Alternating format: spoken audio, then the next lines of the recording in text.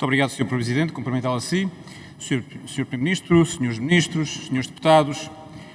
Contas certas foi uma palavra constantemente aqui repetida e serve de slogan para o Partido Socialista. Estas contas certas que o Partido Socialista aqui vem apregoar, na prática, só são certas num modelo e numa visão de orçamento de Estado em que a despesa tem que ser fortemente coberta pela receita. As contas certas do Partido Socialista neste Orçamento de Estado, na prática, só são certas porque carrega-se na receita. Na prática, só são certas porque se carrega nos impostos. Na prática, estas contas certas só representam algo que significa uma repressão financeira. Senhoras e senhores deputados, ainda há dias, de facto, aqui nesta mesma Câmara, na Assembleia da República, nós celebramos o 25 de Abril. Celebramos o fim da repressão política, mas nós hoje temos o Orçamento de Estado que claramente aponta um caminho para uma repressão financeira. A prática é muito simples e não tem mudado de governo para governo do Partido Socialista. Toda a economia que mexe é para taxar. Se a economia continuar a mexer, então dá para aumentar a taxa. Não muda muito, de facto não muda muito. Mas aquilo que disse aqui o Sr. Primeiro-Ministro, em que a inflação não está inscrita no Orçamento de Estado, está inscrita na despesa, está inscrita nos impostos que os portugueses pagam, está inscrita a inflação e ela vai direta para os bolsos do Governo. Não está, é minimamente refletido o custo da inflação para os portugueses. Não está, é minimamente refletido aquilo que é a necessidade de apoiar as classes que de facto são mais favorecidas. Senhoras e senhores deputados, este é um governo que se sente confortável em anunciar 5 euros por mês, quando ainda há poucos dias a DECO Proteste, 5 euros por mês para o cabaz alimentar, quando ainda há poucos dias a DECO Proteste dizia que entre 6 a 13 de Abril, só nessa semana, o aumento do cabaz alimentar ascendeu a 6,75 euros. Mas este é o governo que se sente confortável com um orçamento de Estado pesado, sim, pesado, mas que pesa às famílias, não pesa nos bolsos dos portugueses. Este é o governo que se sente confortável e que acha que a inflação não chega, de facto, àqueles que são as famílias que ficaram expectantes com aquilo que é o anúncio das creches gratuitas, da gratuidade das creches, mas que depois qualquer família que tenha uma criança com pelo menos 2 anos não consegue aceder. Qualquer família que não esteja no primeiro e no segundo escalão dos abonos não consegue aceder. A medida, na realidade, veio se revelar muito mais curta.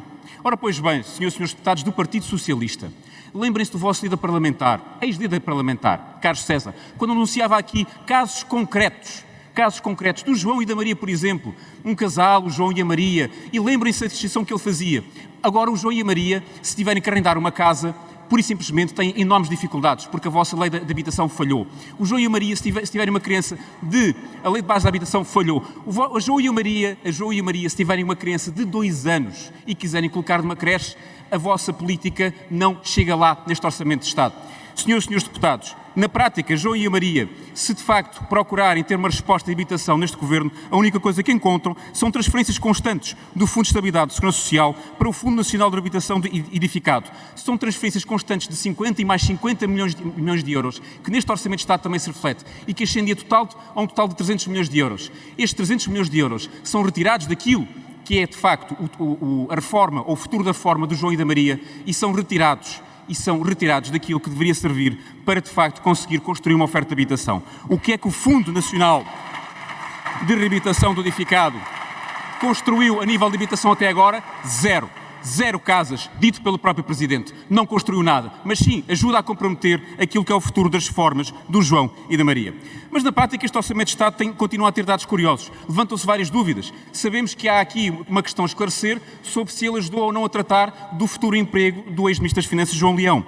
Sabemos que há aqui despesas que deveriam ser verificadas com muita atenção em diversas matérias. O que é que se passa com muitas instituições e o que é que se passa com muitas pessoas que o Partido Socialista colocou afastadas, como por exemplo o ex-diretor, o ex-líder do plano de vacinação, que foi despedido por Vossas Excelências e continua numa instituição que é deficitária e continua a desperdiçar o dinheiro dos portugueses como o Hospital da Cruz Vermelha.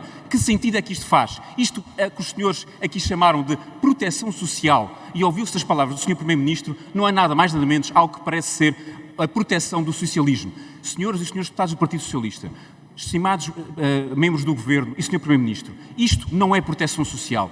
Isto é tudo menos proteção social. Isto também não é orçamento de Estado que cuida das empresas. Quando nós verificamos que no Orçamento de Estado o apoio à internacionalização e exportação decresce no seu valor. Quando nós verificamos que nas empresas o Sr. Primeiro-Ministro apontou ainda há dias aqui, neste mesmo Parlamento, o objetivo de chegar a 53% do PIB nas exportações. E o que nós verificamos é que os custos de contexto, que são apontados como um problema crítico para aquilo que é a competitividade das empresas, que sugam todos os dias recursos às empresas e aos trabalhadores, na justiça, nos licenciamentos, no sistema fiscal, em que todos os dias o Estado cria obstáculo e retira rendimento, dinheiro aos trabalhadores e às empresas, não tem um pontapé de saída neste Orçamento de Estado. Os senhores querem cristalizar o Governo tal como está. Os senhores querem cristalizar a administração pública tal como está. E dizem que querem cuidar das empresas. Não. Isto é proteger o sistema que os senhores concebem do Estado. Isto é ter um Estado que, na prática, é fraco para com as empresas que nós podíamos ter muito mais fortes e muito mais competitivas. Isto é uma oportunidade que nós, neste momento, temos e que está a ser desperdiçada. Num contexto em que nós temos um fluxo de fundos europeus, flexibilidade das regras europeias, para nós podermos efetivamente produzir estas reformas, senhoras e senhores deputados, a vossa ação não existe. E esta oportunidade perdida que está aqui a ser protagonizada por este Orçamento de Estado terá um custo brutal. Esse custo, de facto, será gigantesco. Este custo e esta perda de oportunidade será o principal déficit que os senhores estão a deixar para o futuro. E os senhores são incapazes de falar no futuro. Até hoje ouvimos o Sr. Primeiro-Ministro a citar Cavaco Silva.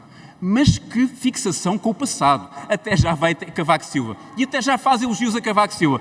Senhoras e senhores deputados, vou-vos dizer uma coisa. Não há elogios para fazer neste Orçamento de Estado. Há aquilo que seria necessário, que é a política do futuro. Sabem porquê? Porque os senhores não têm política de futuro. Tratem do país, porque ele de facto é um país que tem potencial. É um país que poderia não ficar atrás e não ficar na cauda da Europa. Mas aquilo que hoje está a ser feito é um revisionismo do passado. E os senhores hoje só provaram é que não têm projeto para Portugal.